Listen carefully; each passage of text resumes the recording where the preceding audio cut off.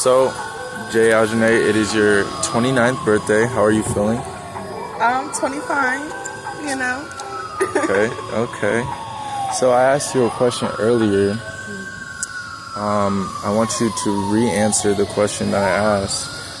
Okay? The question is, what do you believe in? Well, so far it's been consistent. I always leave there room for growth and room for change and tweaking and stuff.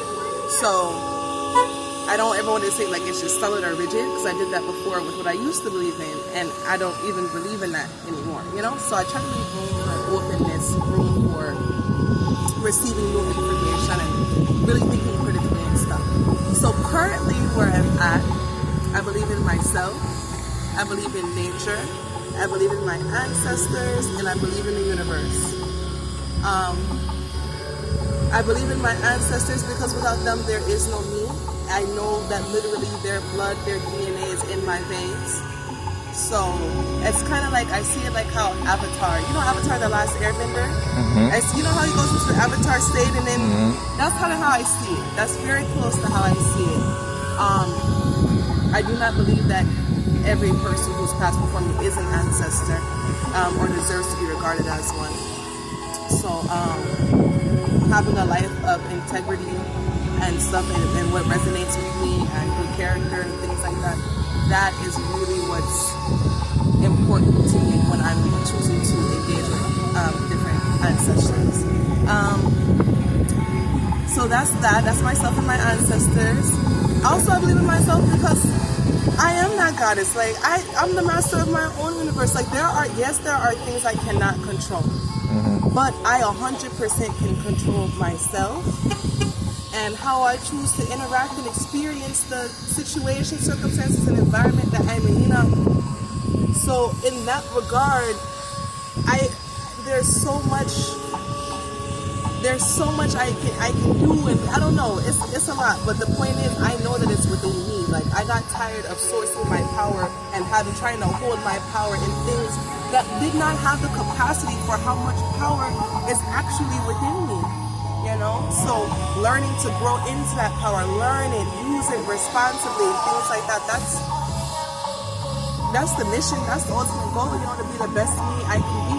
And hey, I'm gonna do the best I can with what I got, child. That's all I can do.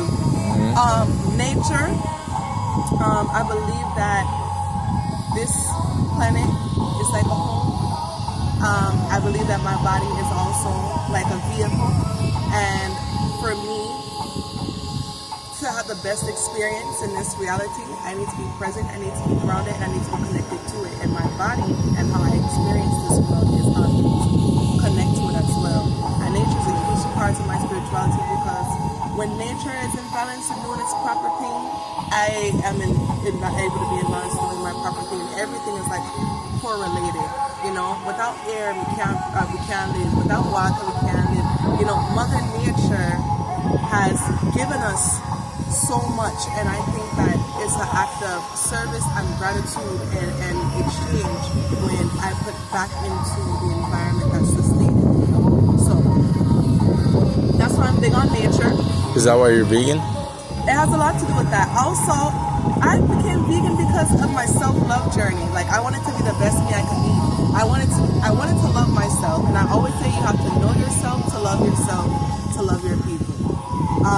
So as I got to know myself, I realized there's some things that I want to change so that I can be a person that I feel like is deserving of love, so I can love myself, you know? And so a big part of me doing that was wanting the best for myself. I had a conversation with in my own head with myself in my Pike's kitchen. I said the only reason I was pescatarian at the time, I'm like, well, why aren't we vegan? Well, you love the taste of cheese. I'm like, but you're lactose intolerant, and you know that cheese is no good for you. And this is when I just started learning about alkaline vegan and Dr. Sabian is listing all of that. And I'm like, you know it's no good for you. I'm like, yeah, but I love the taste. I'm like, well, do you love the taste of cheese more than you love yourself? And when I asked myself that, I said, wait, actually, I want to love myself more than I love the taste of cheese. In that moment, I became alpha and vegan. And that moment there, and that's why even when I would do my food psychology workshops and stuff, it's about changing the way your relationship with food, changing the way you think about it. When you really just think about things, you will logically come to a lot of the conclusions I've come to, you know? But a lot of times people haven't even thought to think about things, and that's where I come in. And that's why it's a big part of what I do. That's why I'm a natural vegan chef. That's why I do my juices the way I do. That's why you get stuff from me that you can't really just get anyway, you know? But that is what I believe in. That is my spiritual system. There's a lot of inner workings through all of that, but myself, the universe, my ancestors, and nature. Last question. Okay. Where did you develop your self-awareness? Where? And how? Like physically? Or how? Like physically, where was I? Or how? How did you develop your self-awareness? Okay. Or both? Always thinking, always asking questions, always testing things with logic and reason. When things don't make sense, it can't sit right with me. Like, I don't know if it's the OCD or what, but I do not compute. It's like I'm short-circuiting. If it doesn't make sense, you know, and only way you can find out if things make sense is to actually think about them thoroughly, ask questions, and analyze, you know. I'm a thinker. I'm an overthinker. But I love that about me because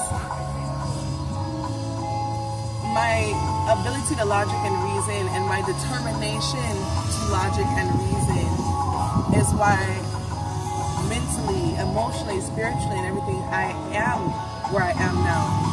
Because if I continue to suspend logic and reasoning, I would still be a mammy pick-me Christian, self-sacrificing, like just sad, like a whole bunch. It wasn't good for me, you know. And I'm too incredible to really continue to live in that mindset of like I'm just a vessel for someone's child. It seems like you have a lot of self-development. Where did you learn to really look within, or when did you learn that? So I have a lot of issues with my pop. However, a lot of times as parents, it's the lessons that you're not trying to teach that the people learn. We're constantly receiving and absorbing information as children as we grow. Constantly, consistently. A lot of stuff we let go of, a lot of stuff we hold on to, and you never know what's going to click and what's going to stick. Though I need to keep it in honest context that there is a lot of really terrible, toxic, unhealthy things I learned from my pop. There is one lesson he taught me that stuck with me to this day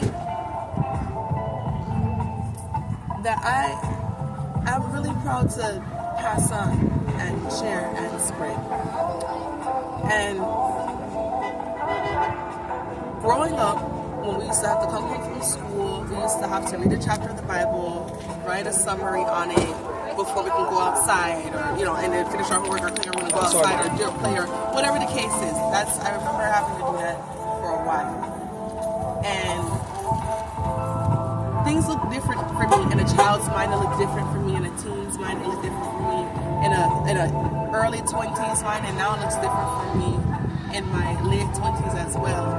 But oftentimes, my dad would repeatedly say during that time, and in context of me having to do the Bible verses and do the summaries and stuff, he would say, get to know the Bible for yourself. Get to know it for yourself. Get to know it for yourself. And there was one other thing. Oh gosh, I can't believe it just escaped me right now. But I took the Bible out of it, but got the get to know it for yourself. And I applied that to life in whole, you know. He only meant it in the context of me staying a slave to that religion. And I'm sure he doesn't see it that way, but that's what it was, you know. But how I took it, it's because of that right there, that leave piece, a good word right there, and applying that to how I think and how I reason and stuff, that I was able to get to where I am today. It's a gradual process. It is a gradual process of experiencing life and constantly asking questions, thinking on things, you know, noticing patterns, and then moving accordingly and actually doing the work. Like, it is a constant and consistent. There's no quick jump to it. You know, I didn't just poof here.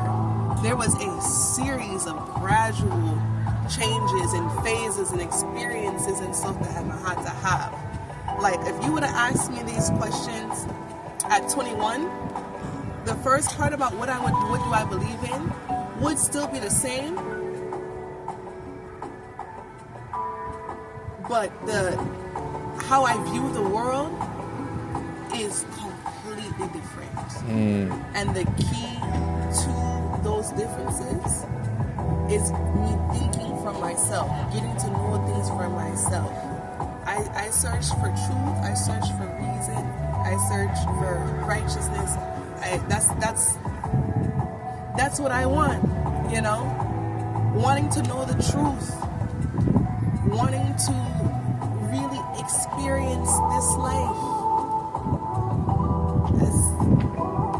That's what's guided how I navigate, you know? I mean, we're all on the race right now. I don't know what's on your track. I only can see what's on mine for real, unless ours cross at times, but it's not that there's a track, it's not that there's driving, it's how you drive it. Because even if you and me on the same track, we're not driving the same way. So we don't have the same experience. Not exactly, you know?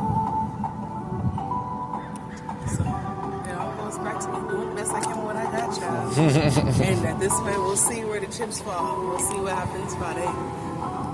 All right. I think that's a wrap. Yeah.